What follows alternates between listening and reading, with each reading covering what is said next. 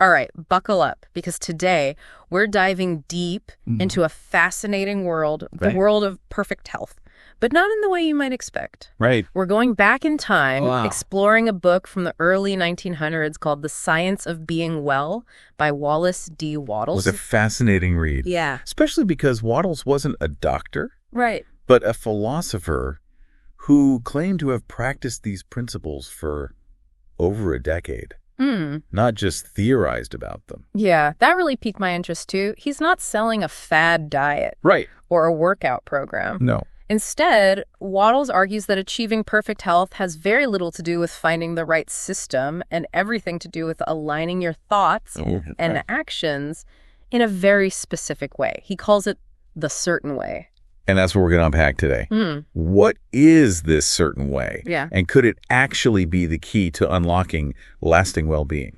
You know, when I first started reading this, I was a bit skeptical. Some of Wattles' ideas are pretty unconventional, even for today. Yeah. Like the idea of eating only when you're truly hungry. Oh, wow. Even if that means skipping breakfast. I had the same reaction. Yeah. And he goes even further, suggesting that we should chew our food until it's practically liquid. Oh, wow. And that gratitude plays a huge role in the healing process. It's definitely not your typical wellness advice. It's not, no. But there's something about his confidence and conviction that makes you want to keep reading. Right.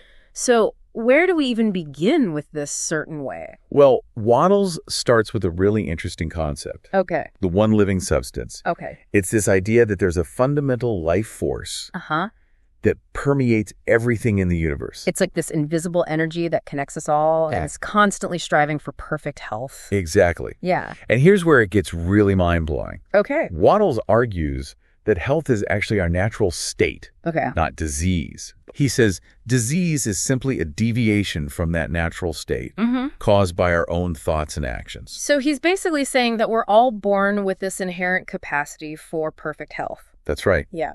And the reason we don't all experience perfect health is because we get in our own way. We let our thoughts and beliefs, often subconsciously, create conditions that are contrary to health. Okay, I'm starting to see where this mind-body connection comes in. It's absolutely central to Wattles' philosophy. Yeah. He emphasizes that our mind and body are not separate entities. They're intimately interconnected. What we habitually think about literally shapes our physical reality. So if we're constantly focusing on sickness, worrying about our health, or dwelling on our aches and pains, we're actually contributing to the problem. Exactly. Wow. Wattles would say that by focusing on disease, we're giving it power. Right. We're essentially feeding it with our thoughts. It's like that saying, what you resist persists. Yes. So how do we break free from that cycle? How do we shift our focus from disease to health? Well, Wattles talks about the importance of developing a clear conception of health. So it's not enough to just vaguely desire to be healthy. No. We need to have a vivid mental picture of what perfect health looks and feels like for us. Precisely. Wow. It's about creating a blueprint for well-being in your mind. Okay. Visualize yourself full of energy, vitality, and strength. Yeah. Focus on how it feels to move freely, breathe deeply, and experience life with a sense of joy and gratitude. It's almost like creating a self-fulfilling prophecy, right? Yeah. If you believe you're healthy, you're more likely to act in ways that support that belief. Absolutely. Yeah. And this is where Wattles' philosophy gets really interesting. Okay. He doesn't shy away from challenging conventional wisdom, especially the prevailing views on physiology and hygiene at the time. You mean like how he criticizes the tendency to dwell on imperfect conditions? Yeah. He argues that constantly talking about what's wrong with our bodies actually hinders health. Exactly. Wow. It's almost like he's saying, stop obsessing over every little symptom and start focusing on the inherent perfection of your body. I love that. Yeah. It's such a radical shift in perspective, and I have to admit, it's a bit liberating. It is. It's like he's giving us permission to let go of all that worry and anxiety and just trust in our body's natural ability to heal. And that trust, that faith in our body's innate wisdom is a core principle of Wattles' certain way. So it's not just about positive thinking. It's not. It's about aligning our actions with this positive thought. Exactly. Yeah. We need to walk, talk, and act like the healthy person we envision ourselves to be. Right. And that brings us to the role of faith and gratitude, which play a huge role in Waddell's philosophy. Okay, let's dive into that. Okay. I'm really curious to understand how these concepts fit into the bigger picture. Well, Waddell says it's not enough to passively believe in health. You have to actively claim it as your reality. So it's not just wishful thinking. Right. It's about taking ownership of your well-being. Right. Yeah. And that includes expressing gratitude for the health you already have, even if it's not perfect. Okay. He believes that cultivating a sense of gratitude strengthens our faith and deepens our connection to the source of life. So it's about recognizing that health is a gift. Yes. And by expressing gratitude for that gift, we're actually amplifying its power. Precisely. Okay. And it's not just about feeling grateful. It's about expressing that gratitude. Right. Waddell's emphasizes thanking what he calls the supreme intelligence for our health, acknowledging that it's not entirely our own doing. Okay, this is starting to get really interesting. Yeah. So we've talked about the importance of positive thinking, Right. aligning our actions with our beliefs, and cultivating a sense of faith and gratitude. But how does all of this translate into practical actions? How do we actually live this certain way in our everyday lives? Well, one of the areas where Waddell's philosophy really challenges conventional wisdom is in his approach to eating. Okay, Remember the idea of skipping breakfast? I definitely do. Yeah. That one raised a few eyebrows. But before we delve into that, Okay. I'm curious about his overall philosophy on food. Okay. What does he say about what to eat? Interestingly, he doesn't get caught up in the debates about specific diets or macronutrients. He advocates for trusting nature's guidance and eating the staple foods of your region. Those are the foods that have sustained generations, chosen through collective wisdom, not the latest fad diets. Exactly. Yes. He believes that these foods are naturally suited to our bodies and provide the nutrients we need to thrive. Okay. But even more important than that, what is the how? You mean how we eat? Yes. Okay. Waddell's emphasizes the importance of chewing thoroughly, savoring the taste. And this is key stopping when you feel the first hint of satisfaction, Yeah. not when you're stuffed. Right. It's about listening to your body's signals and respecting its natural rhythms. Makes sense. He even gives an example from his personal experience. Oh, I love those. Yeah. What was it? Waddell's was at a dinner party, Okay. surrounded by delicious food, Uh-huh. and he felt that first hint of satisfaction. Okay. So he stopped eating, even though there was more he wanted to try. Okay. Everyone else kept going. Uh-huh. And eventually, they were all complaining about feeling overstuffed and uncomfortable. Oh, wow. Waddell's, on the other hand, felt perfectly content and energized. It's amazing how such a simple shift in awareness can make such a big difference. Right. Yeah. And it perfectly illustrates the power of mindful eating, Yeah. which is a central theme in Waddell's philosophy. So now that we've laid the groundwork for his approach to food, Right. let's talk about that controversial idea of skipping breakfast. I have to admit, I'm still a bit skeptical about this one. I was too at first. Yeah. But his reasoning is actually quite compelling. Okay, I'm all ears. Okay. Tell me more. Waddell's introduces this concept of earned hunger. Okay. He believes we should only eat when our body truly needs nourishment. Oh, I. Not just because it's a certain time of day, Right. or because we're bored or stressed. That makes sense. Yeah. It's about tuning into your body's natural cues rather Yeah. than following some arbitrary schedule. Exactly. Right? And he argues that most of us don't actually need to eat first thing in the morning, especially if we've had a good night's sleep. Okay. He says it's more about habit or, Right. dare I say, addiction to our morning coffee and pastries. You know what? He might be onto something there. Yeah. I know I'm definitely guilty of that morning coffee ritual, Right. even when I'm not really hungry. He even suggests that skipping breakfast can actually be beneficial, Yeah. allowing the body to complete its natural cleansing and repair processes that happen overnight. So instead of interrupting that process with a big meal, Yeah. we should let our bodies finish what they're doing. That's the idea. Okay. He believes it's a more natural and harmonious way to start the day. Right. Of course, this doesn't mean you should never eat breakfast. Right. If you wake up feeling genuinely hungry, Yeah. by all means, eat. Right. It's about listening to your body Yes. and giving it what it needs, Yeah. not forcing it into some rigid routine. Precisely. I like that. Now, when it comes to what to eat, Yeah. we already talked about his preference for regional staples. Right. But there's another interesting point he makes. What's that? He doesn't believe in long fasts, Okay. suggesting they might stem from fear-based thinking. Oh, interesting. He thinks if we're truly attuned to our bodies, we'll naturally experience hunger when we need to eat and can trust that instinct. So it's all about that balance, right? Not depriving yourself, but also not overindulging. Right. Finding that sweet spot where you're nourishing your body without getting caught up in unnecessary rules and restrictions. Exactly. It's funny, we've been talking about food for a while now. Yeah. And while it's clearly an important part of Waddle's certain way, Right. it's not the whole story. Right. There's more. He covers a lot of ground in this book, Yeah. including the importance of healthy breathing, Okay. proper sleep, and even how to handle challenges like pain and weakness. Okay, let's talk about breathing. Okay. What does Waddle say about that? He emphasizes maintaining good posture. Okay. There's that straight spine again, Yeah. breathing pure air, Mm-hmm.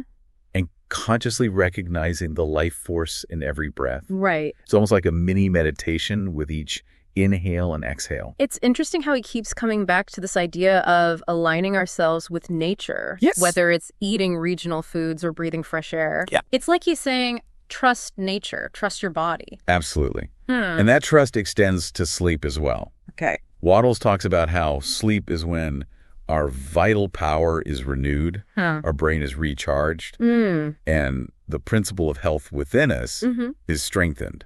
So it's not just about getting enough hours. It's about creating the optimal conditions for restful and restorative sleep. Exactly. I like that. And he has some strong opinions on this, Okay. particularly about fresh air. Okay. He insists on sleeping with windows wide open, Wow. no matter the weather, Really? to ensure an abundance of pure, Okay. life-giving air. Now that's dedication. Yeah, I can imagine that wasn't a popular suggestion in the winter. probably not. But it speaks to his commitment to aligning with nature's principles. Right. Yeah. And he also highlights the importance of the mental state we bring to sleep. Okay. Go to bed with a feeling of gratitude and confident faith that your strength will be renewed. It's about setting an intention for healing and rejuvenation. So it's almost like a bedtime affirmation. Yes. I am grateful for the restorative power of sleep, and I trust in my body's ability to heal and recharge. That's a great way to put it into practice. Yeah.